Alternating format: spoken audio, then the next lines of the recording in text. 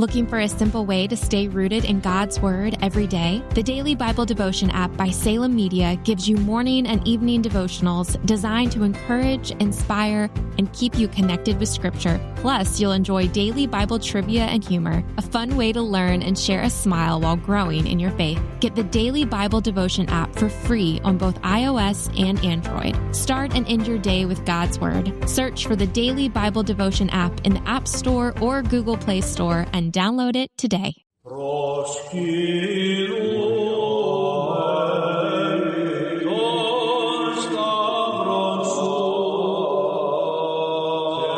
Welcome back to the History of the Papacy podcast, a podcast about the popes of Rome and Christian Church.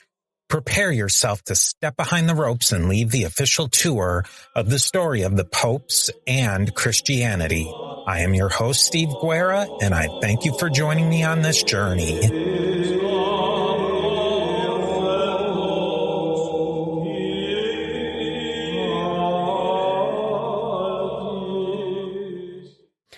Hey, everybody. I would like to introduce you to a good friend and multiple-time guest on at least on my other podcast. I don't believe he has been a guest on the History of the Papacy podcast yet, but we are welcoming on Josh Cohen, host of the Parthenon Podcast Network show Eyewitness History and author of the newly released book, William F. Buckley Jr.'s Guide to Friendship in a Polarized Era. Now, Josh, like I said, it's his first time on this podcast, but he's a multi-time guest on my other podcast, Beyond the Big Screen. So if you've listened to that, you're quite familiar with him. And honestly, the episodes we collaborated on were some of my most favorite and memorable episodes. Can you give, before we even dive in too deeply, can you give the History of the Papacy audience just a little background on yourself? Yeah, absolutely, Steve. First off, it's great to see you. Thank you for having me on. It's always a pleasure to chat. And yes, the Beyond the Big Screen stuff that we did on Quentin Tarantino and so on, some fond memories as well. So my name is Josh Cohen. I am a partner with Steve Guerra on the Parthenon Podcast Network. As he points out, I host the Eyewitness History podcast, which collects and curates stories from people that were eyewitnesses to historical events. And these could be figures as varied as writers for Saturday Night Live. As Steve knows, I interviewed the person who wrote Chris Farley's last comedy sketch, the last one he ever did, and some history there. As well as Holocaust survivors. I interviewed the inventor of our humble podcasting format, Steve, Adam Curry, which was great fun. And I've been able to leverage a few of my relationships into this book, which, maybe the road as to how we got there, we could tackle. I think our mutual audience would probably be interested in hearing. We were talking a bit before you hit record there, Steve. And so I've been able to realize my dream of publishing a book recently. As you point out, the book is called William F. Buckley Jr.'s Guide to Friendship in a Polarized Era, tackling the great William F. Buckley, and dealing in some depth with his fealty to Catholicism, which I have no doubt we'll get into. Yeah, so that's definitely a big part of his life and of who he was his Catholic faith. And I think that'll fit in well with this whole series we've been doing on American history through a Catholic perspective. I think a great place to start is, why write a book on William F. Buckley? Yeah, it's a question I suspect I'll be answering a lot, because it's a very fair question.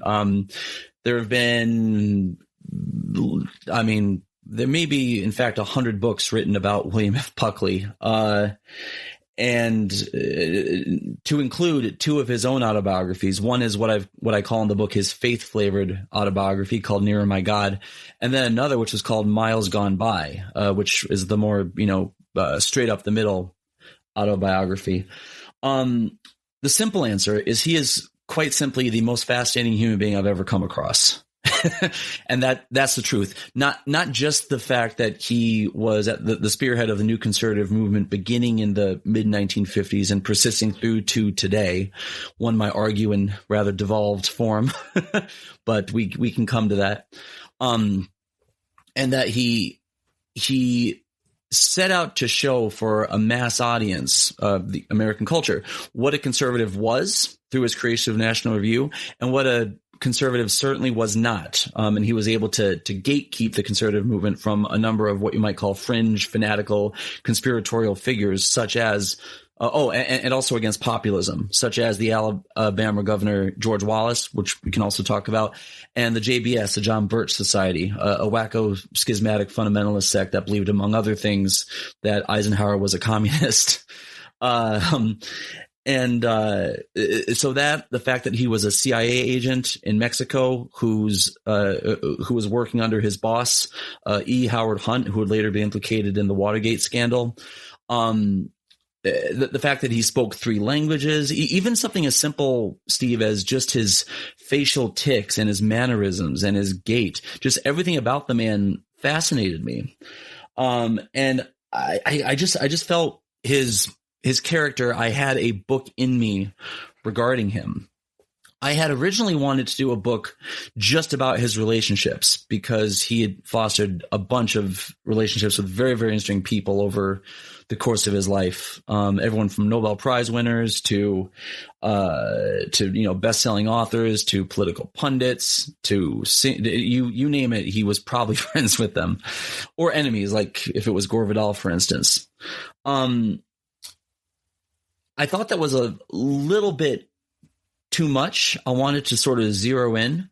And then I kept reading about the man's civility and how he was just an uncommonly kind and gracious person, to quote Ira Glasser, who was in the book. And I thought, well, what if I did a thing about the people he disagreed with politically, but was nonetheless friends with? John Kenneth Galbraith, Murray Kempton, Allard Lowenstein, and so on. And then I hit on a device that really sort of excited me, which was this idea of setting it against the backdrop of the hyperpolarized time in which we live, where how many Thanksgiving dinners, for instance, have been ruined, since say 2016, right? As we've sunk further into the swamp of tribalism. And yes, I thought basically that if someone who was basically the creator of the new conservative movement could foster friendships with people from across the aisle, none of us have really an excuse. And so that was the impetus for the book. Sorry for the long-winded answer there. So really, Buckley, when you get down to it, I would say he's as close as a political pundit can get it to being a household name. He was definitely a household name to maybe some of the quote unquote older generation. But I would say even for younger people, he's definitely a name, a recognizable name. Maybe you can add a little texture to who he was and where did he come from. Yeah, absolutely. Well, he was a world traveler before he turned 10. One of my favorite things to point out about the man, even though he's renowned for his wit, his diction, his vocabulary, English was his third language. The first language he learned was Spanish when he was in Mexico. His father was an oil baron, William F. Buckley Sr., who was first in Mexico, and then they absconded to Paris, where, of course, he studied French. And then from there, they moved to the United States, and they took up house in a place called Great Elm in Connecticut, in Sharon, Connecticut, where they stayed the rest of their lives, more or less. And that there might be an answer to the mysteries surrounding his unusual accent too, right? Having grown up in Mexico and France and onward to America. I think the thing that endures him would have to be his program, The Firing Line. National Review was read by many, but not that many. It was it would be a certain sort of person that might read National Review, right? And as I point out, the conservative movement had a lot of ground to make up in terms of gatekeeping against the wackos, skipping merrily past Crackpot Alley. And Firing Line, it was entirely his idea, and his producer, Rowan Stiles. It was aired on public broadcasting. And basically, for anyone that's not familiar, he would invite a guest on, typically a liberal, but not always. And they would go back and forth for an hour on a given topic. He might have the Prime Minister of South Africa on to discuss apartheid. In one memorable episode, he had I mentioned him earlier. He had Alabama Governor George Wallace on. That happens to be one of my favorite episodes. Christopher Hitchens, who I have a chapter on in the book, was on Firing Line all the time, and he expressed his gratitude for that. I think that might be the thing that is most endearing, I should say. If you were to poll 10 people, Steve, and ask them what's the thing that you know about William F. Buckley, if they know the name, I suspect they'll say Firing Line. Hey, Steve here. If you're enjoying the History of the Papacy podcast, consider joining us on Patreon at patreon.com/History of the Papacy. We're working toward going completely listener funded, which means no more ads ever. When you join, you get early access to episodes, monthly book giveaways, and most importantly, your name is added to the History of the Papacy Diptychs, our own list of commemorated supporters. You can become an Antioch level supporter for just $3 per month, but it makes a huge difference to making the History of the Papacy ad-free and independent. Nobody likes ads, not you, not me, and I'm the guy who records them. So let's just get rid of them. Visit patreon.com/History of the Papacy and join today. Want to keep God's word with you wherever you go? The King James Bible Study KJV app by Salem Media makes it easy to read, study, share, and pray daily with the timeless KJV translation. Enjoy features like offline access, audio Bible listening, smart search, and tools to highlight, bookmark, and take notes, all designed to keep your Bible study simple and organized. Best of all, it's free to download in the Google Play Store. Grow in your faith every day. Search for King James Bible Study KJV and download the app today. And he really was like the Catholic faith for him was central to his life. And I think that that's probably as much attached to him as anything. What were his feelings? He grew up and was an adult in a pretty tumultuous time of the Catholic Church with the Vatican II Council. And you write a bit about that. And I think my audience would be familiar with that council, and people in general. What was his feelings on that and growing up, and then the vast majority of his career during that tumultuous time where the Catholic Church had kind of a rise and a fall and a rise again? Yeah, he had an interesting sort of rebellion, wouldn't quite be the right word, but let's call it a more traditionalist view of the Catholic Church pre-Vatican II. Yes, the Second Vatican Council. And as you glean at there, Steve, I write in the book that his theological fealty to Catholicism extended further in commitment than many popes. And there's no way of phrasing it quite that way without it sounding like a joke, but I'm actually serious, because he did heed the pre-Vatican dictum that required for Latin Mass. And you might know a bit more about that specifically than me, but my understanding of it is that the Latin Mass is basically the whole thing is in Latin, as opposed to whatever the language is. If you and I were in Brazil right now, it'd be in Spanish or whatever, right?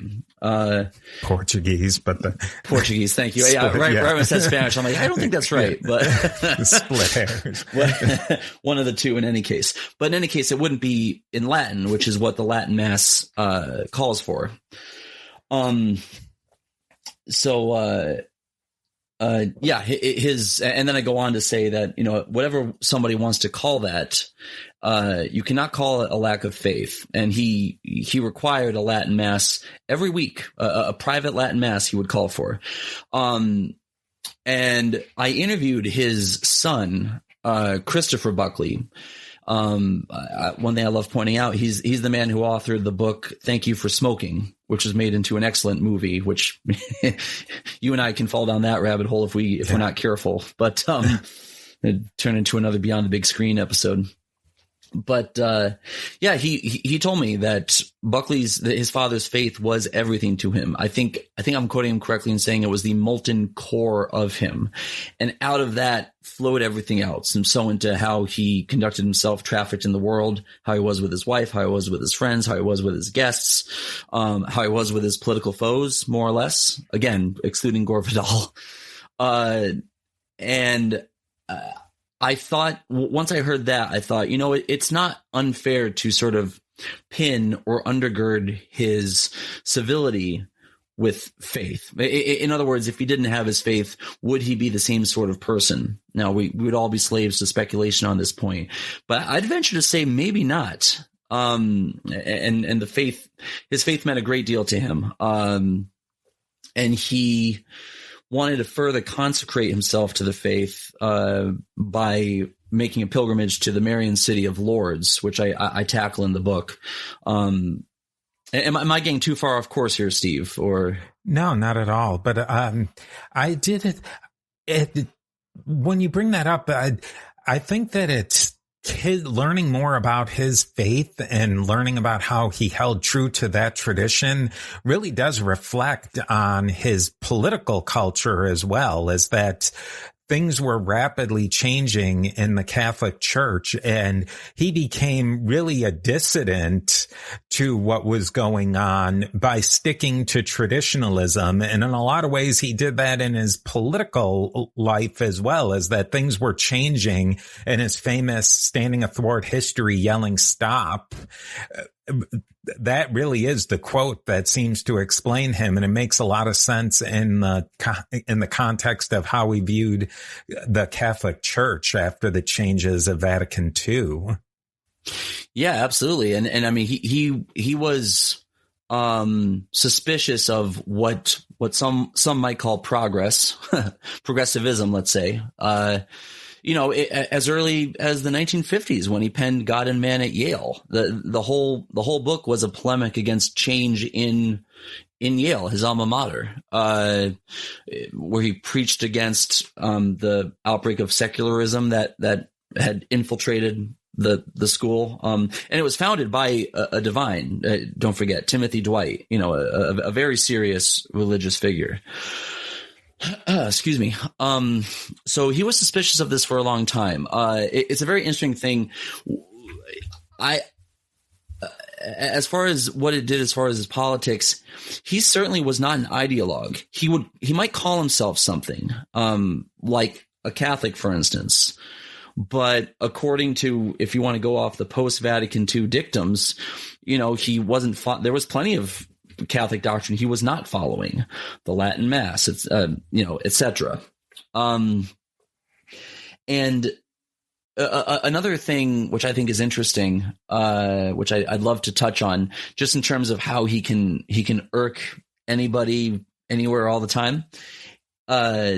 He was very interested in the writings of an Italian mystic named Maria Valtorta, which I include in the book as well, and she infamously penned a fairly searing tome called The Poem of Man, which claims to be basically an eyewitness account of Christ's passion on the cross and so on. And this did irk the Catholic Church, the book, I mean, because it spent 17 years on, it was called, I think, the Index Librorum Prohibitum, which was the index of prohibited books. And this was basically if you like, the blacklist of books that the Catholic Church deemed harmful to the faith or the morals of Catholicism. And he swore by it. He swore by it. He took it seriously enough that he included the entire volume in his book, Miles Gone By, it was either Miles Gone By or Nearer My God. Forgive me, I don't have the books in front of me. But yeah, so I love thinking about how nuanced he was in the way he thought about both his faith, politics, life, really. And yeah, it'd be very difficult to guess or intuit what he might think about a certain thing because he was so nuanced. And I can probably imagine some people would be upset, that we're talking about a political figure. But I think that the real focus of this episode is that somebody like William F. Buckley, who had strong opinions and had an ideology, was able to speak to people very different ideologies and still be civil and friendly with them. And I'd love to hear a little bit. We talked about firing line. Who were some of maybe the famous guests that he had on that under any other circumstances, if it was on a podcast today, they'd be screaming at them or, they especially, and I feel like we've maybe moved away from that a little bit, that there are more shows now where people will have on a guest and just talk with them. But who are some of the guests that were unexpected or friendships that he had that were unexpected, but really were productive and civil and, really how they should be? Yeah, absolutely. Well, one that comes to mind is, and I have him in the book, I think I may have mentioned him earlier, a gentleman by the name of Ira Glasser. Ira Glasser was the head of the ACLU, the American Civil Liberties Union, as left and liberal as you could possibly imagine. And him and Buckley wouldn't have been able to agree on what time of day it was. If Buckley said the sky was blue, Glasser would have said, "Are we sure?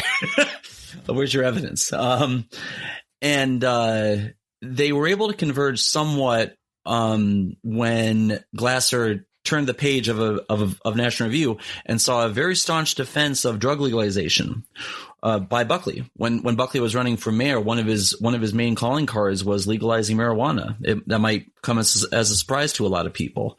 Glasser made, I think it was 34 appearances on Firing Line over the course of its life. All of the exchanges, as you point out, were entirely civil. There was no screaming. There was even a debate they did. So Firing Line, in addition to the back and forth one-on-one, debate, which is almost a pre-podcast format now that I think about it, they would also do a bunch of debates. One of the debates was motion on the floor, the ACLU is full of baloney.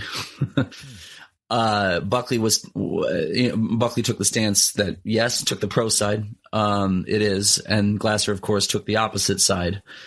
And even there, the fact that Glasser would show up in good faith and in good humor, right? If it was today, who is this man calling my organization baloney? That kind of thing. And it was just taken as a playful dig, and it didn't create any tension. So that's one. I'd love to come back to him if you like, because I have an interesting anecdote. But another guest who is one of my other favorite writers, and I know I mentioned earlier, is the late great Christopher Hitchens. Now, it's so fascinating to me that Buckley was the man that basically launched Christopher Hitchens' career. It's a vaguely romantic way of putting it, but it's not really untrue. Christopher Buckley, Bill's son, told me that that Hitchens told him that Bill Buckley gave Christopher Hitchens his first real exposure on television, and it was done through Firing Line. One of my favorite episodes, actually. So it was William Buckley and it was Christopher Hitchens, and it was another man who our listeners probably won't be familiar with, named R. Emmett Terrell, Bob Terrell, who was and still is, in fact, the founder and editor emeritus of another conservative magazine called The American Spectator.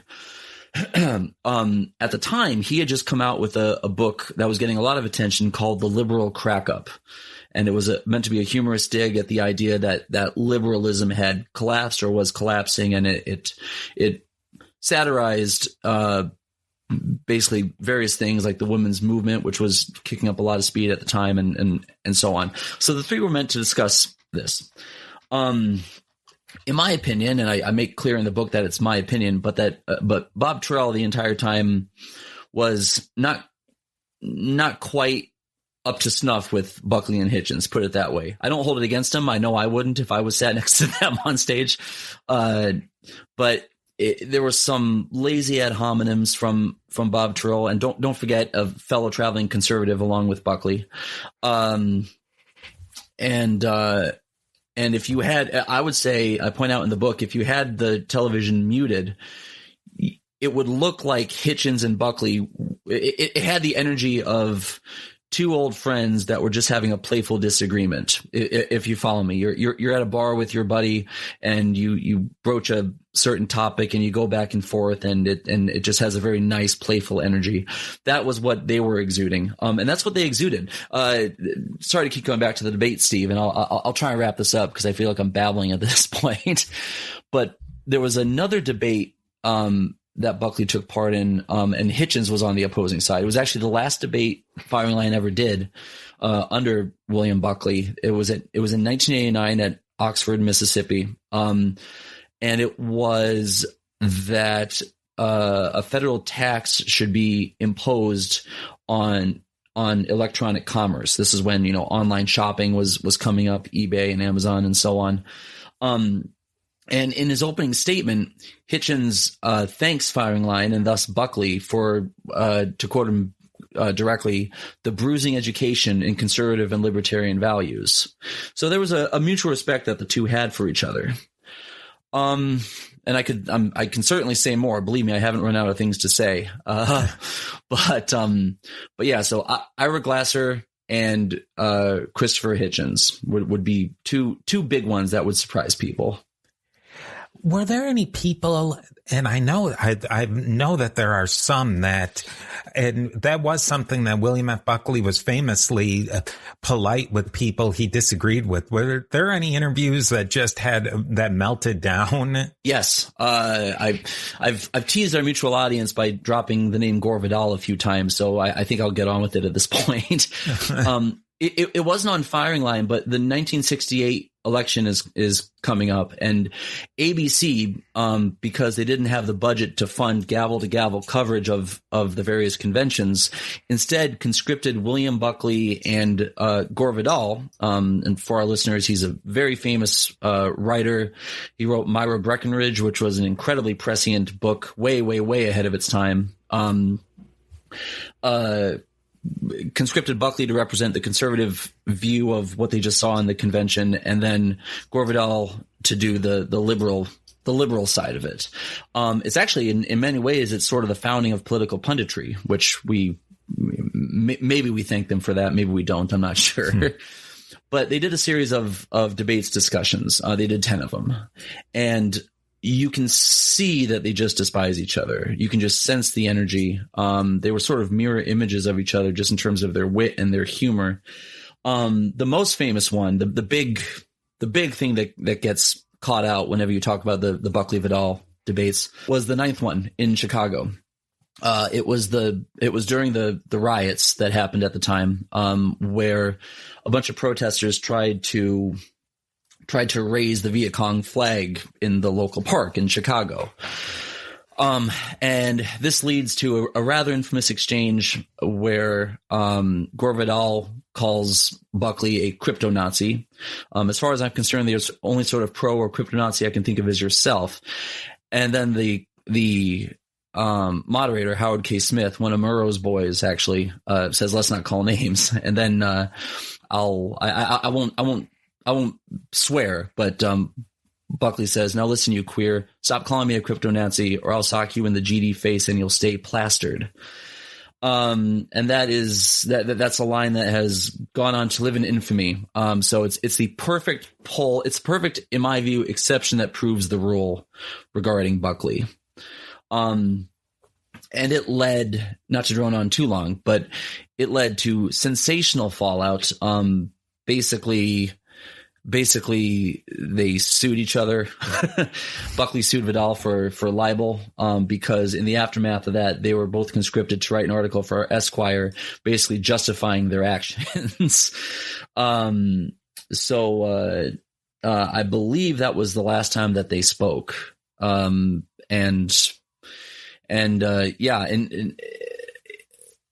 It's fascinating because even his interview with George Wallace, who I keep bringing up, was certainly contentious. It's very clear that they're not friends. But there was actually no screaming. There was a decent amount of interrupting, and there was a bit of just, what you might expect in an energetic political conversation. But there was no insults. There were no raised voices. It was still relatively tame, in my opinion. So even there, Buckley, demonstrates his civility. That Gore Vidal and William F. Buckley back and forth, I mean, that would be considered pretty fiery to this day. Yes. I mean, I would imagine that both of those words that he used in his retort to Vidal would have probably had people melting down on the back of the camera during that exchange. Imagine if it happened in the age of social media. Yeah. That would have been something else. And this was also it's difficult to say because not to get into linguistics, but I mean the Q word, which maybe I have to ask your forgiveness for actually saying. But at the time that was a true blue slur. I mean, I remember when I was growing up, that was one of the words that you just did not use. And now that term has become, in my opinion, kind of muddled. Like I seem to see it used a lot in a positive light. Right. So it's difficult. It'd be interesting to see. It would be interesting to see what that fallout would be if it happened today. But alas, neither of them are around to recreate the moment for us. Yes. Steve here with a quick word from our sponsors. Need a daily spark of hope and direction? Let the Daily Bible app from Salem Media be that spark. This free Android app delivers an uplifting verse each morning, plus reading plans, devotions, and trusted podcasts from leaders like Joyce Meyer and Rick Warren. Prefer to listen instead? The Daily Bible app reads verses, reading plans, and chapters aloud, handy for the headphones moment of your day. Choose from versions like ESV, NIV, KJV, and more, and bookmark favorites to revisit later. Share inspiring messages with loved ones right from the app. Feel God's presence in every notification. Search for Daily Bible app on Google Play and begin your day with hope, purpose, and peace. Were there any other people that he really famously got along with or disagreed with and that were either positive or negative?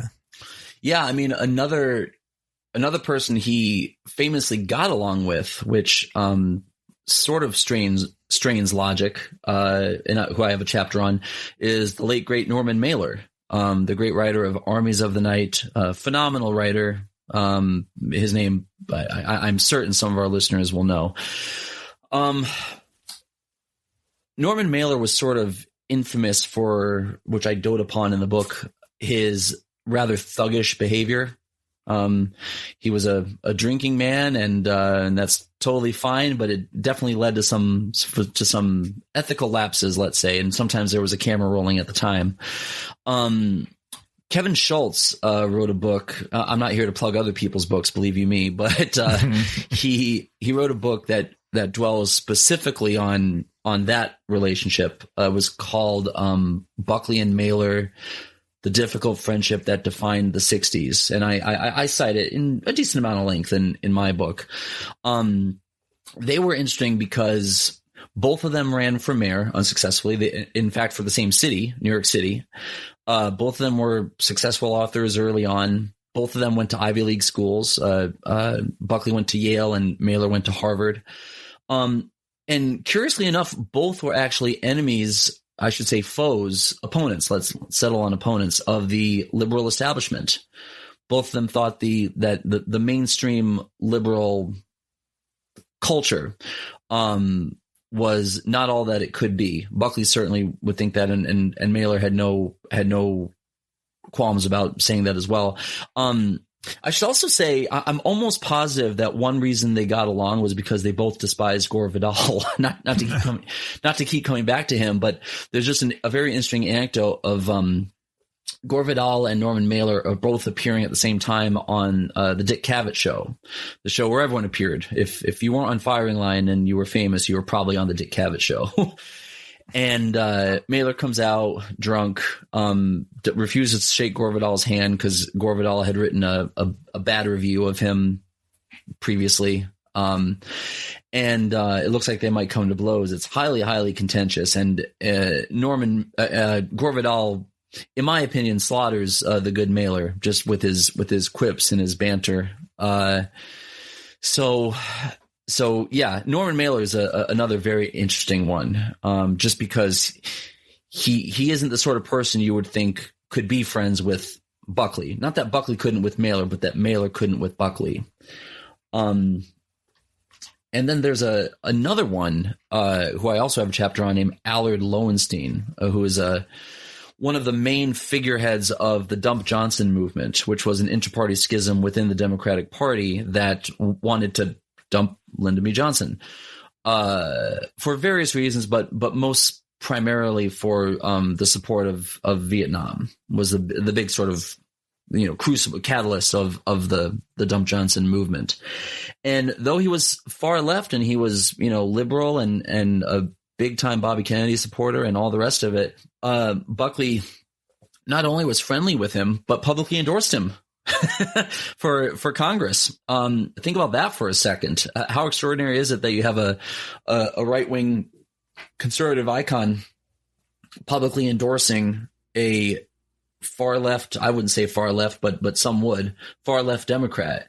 When I interviewed Rich Lowry, who's the editor-in-chief of National Review now for the book, he told me, but direct from his mouth, he looked in my eyes and said, that whole thing is just super crazy to me.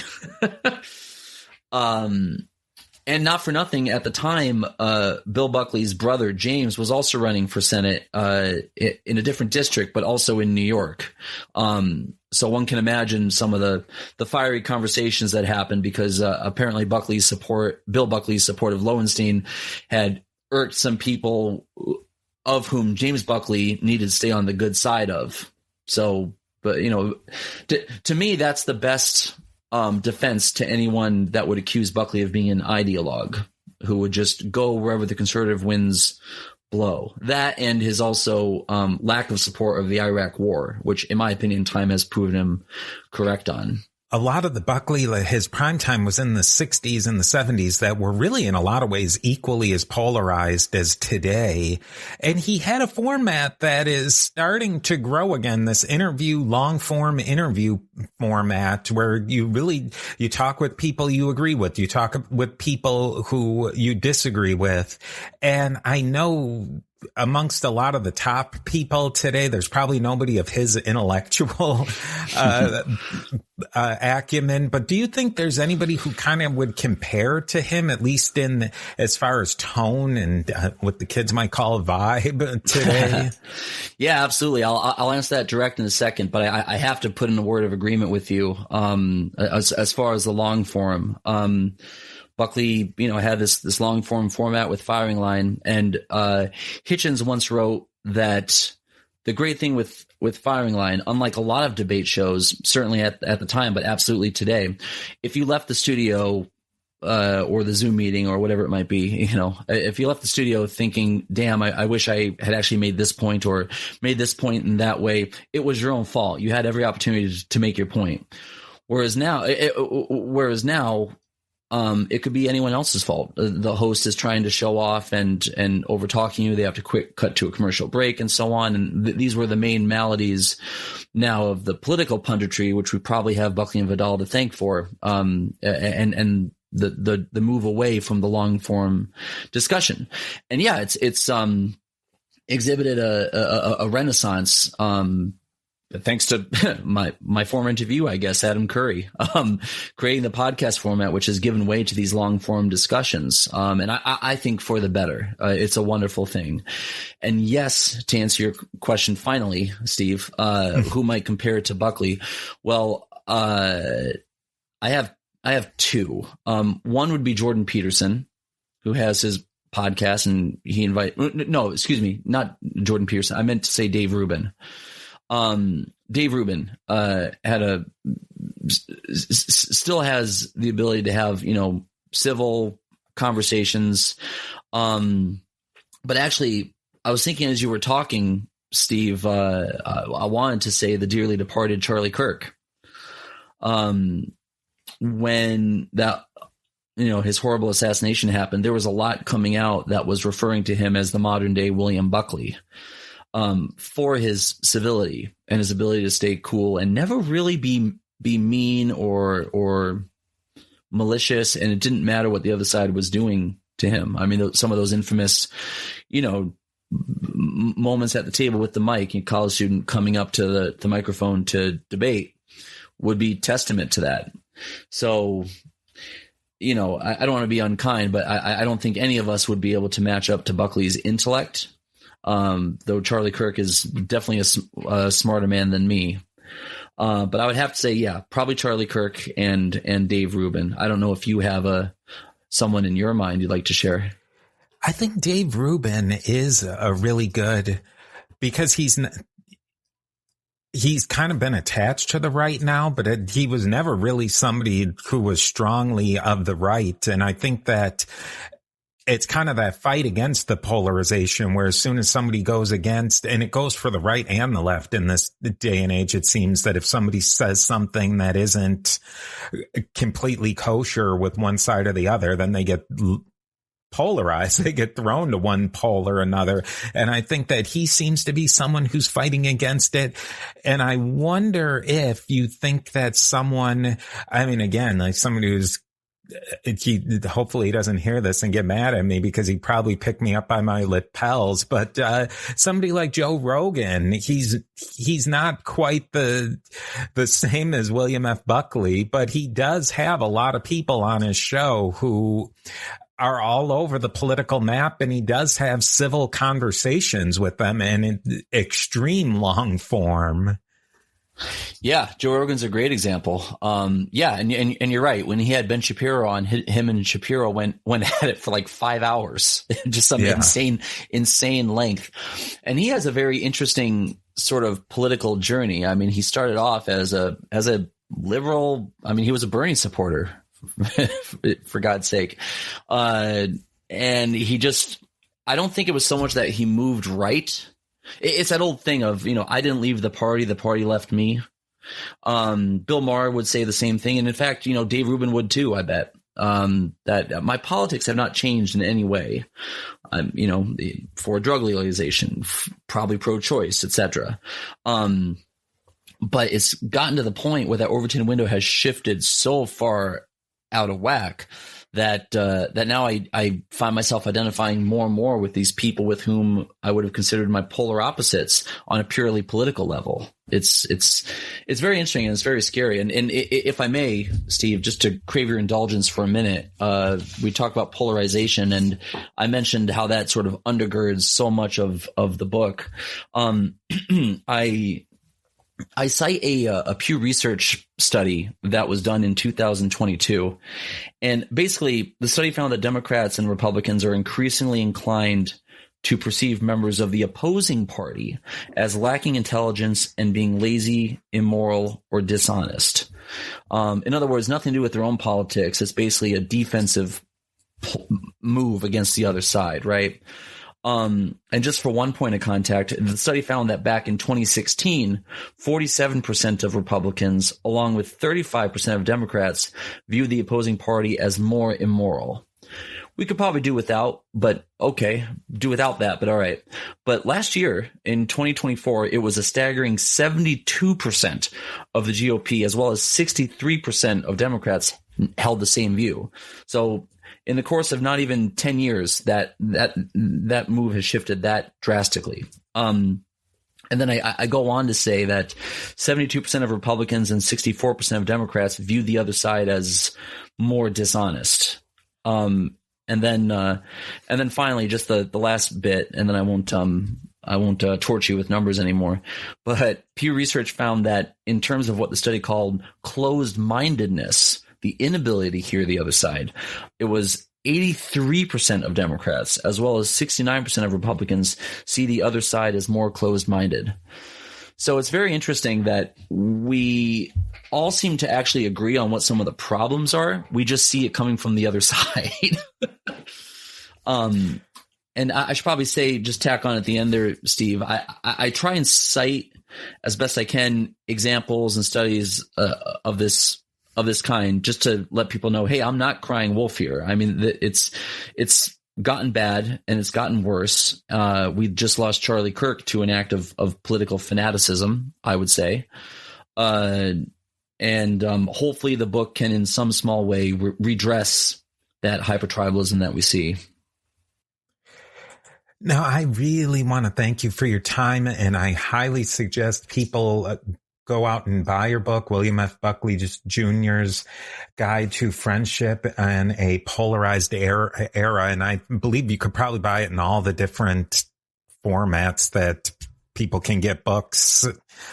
But I always put my guests who've written a book on the spot at the end. And I always have to ask, is there a book you're working on right now? Do you have an idea for your next book? I have several. And I always get that response. Well, I have several ideas. One is probably going to materialize into a book deal. I'll give you both. So you will, of course, be familiar with George Orwell, and you're probably familiar with Aldous Huxley as well, who wrote Brave New World. Neither the two best dystopian authors of all time. Incredibly, Aldous Huxley was George Orwell's teacher of French at Eton College, and basically after 1984 came out, Orwell sent the book to his former teacher, to Huxley, and then Huxley writes a letter back to Orwell, basically saying that this great book, congratulations, all the rest of it, but I see the future of humanity from a totalitarian standpoint. We will ply them with narcotics, and we will make them lazy in the face of narcotics and recreation and so on. That's how we placate the masses. And Orwell, as you know, said, no, it'll be at the end of the boot heel. And I have an idea swirling in my head of basically endeavoring to say, hey, who was right here? And then examining dictatorial regimes across the world to decide, what are they doing? Are they indeed plying their masses with narcotics,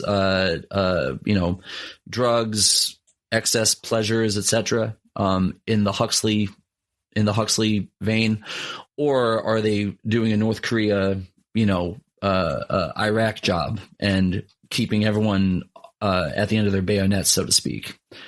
So that's one idea I have. Another one I don't want to say too much on because I don't want to jinx it. This is the one that I think will materialize, knock on wood, into something.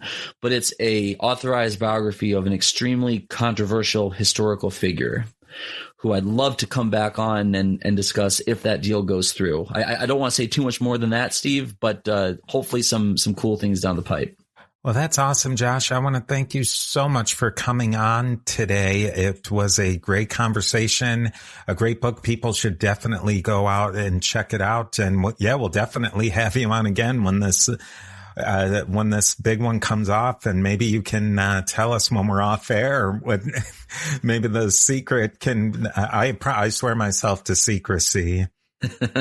Absolutely, my friend. I'd be happy to. It was great seeing you. Thank you for having me on. I know you absolutely did not have to say yes to bringing me on. So I thank you for it. And if I just may say, just to echo you, the book is called William F. Buckley Jr.'s Guide to Friendship in a Polarized Era. It can be found, as they say, wherever fine books are sold, online. And if they want to go to faithfultext.com, there's a code for a discount. That's my publisher's actual online bookstore.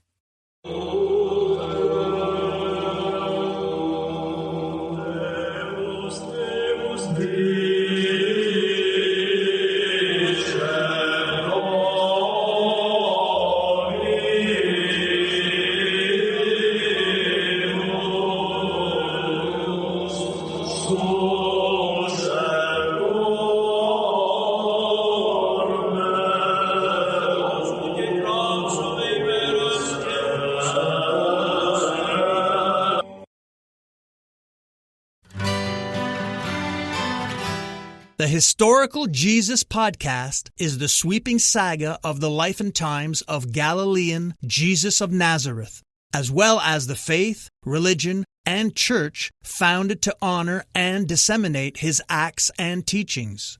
Join me, Mark Vinette, on this fascinating journey through time, exploring the many great works of Christian theology, literature, architecture, music, and art inspired by the words and deeds of Jesus Christ. Looking for a simple way to stay rooted in God's Word every day? The Daily Bible Devotion app by Salem Media gives you morning and evening devotionals designed to encourage, inspire, and keep you connected with Scripture. Plus, you'll enjoy daily Bible trivia and humor, a fun way to learn and share a smile while growing in your faith. Get the Daily Bible Devotion app for free on both iOS and Android. Start and end your day with God's Word. Search for the Daily Bible Devotion app in the App Store or Google Play Store and download it today.